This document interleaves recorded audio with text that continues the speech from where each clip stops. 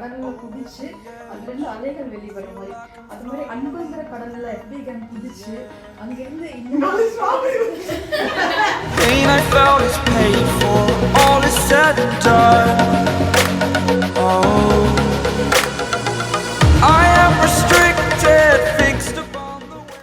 ஆனா இந்த வருஷம் என்னுடைய அண்ணன்கள் எல்லாம் வந்து சிறப்பித்து கொடுத்ததுக்கு ரொம்ப ரொம்ப நன்றி.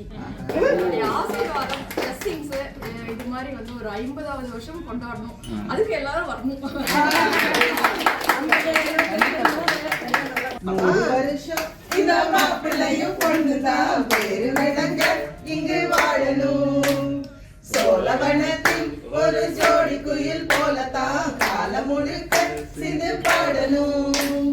பொண்ணு கொண்டு பக்கத்தில பொண்ணு புள்ள நிக்கையில கண்ணு படும் பக்கத்தில அம்மாடி என்ன சொல்ல 100 வருஷம் இங்க மாப்பிள்ளையும் கொண்டுதான் பேரு விளங்க இங்கு வாழணும். ஹாப்பி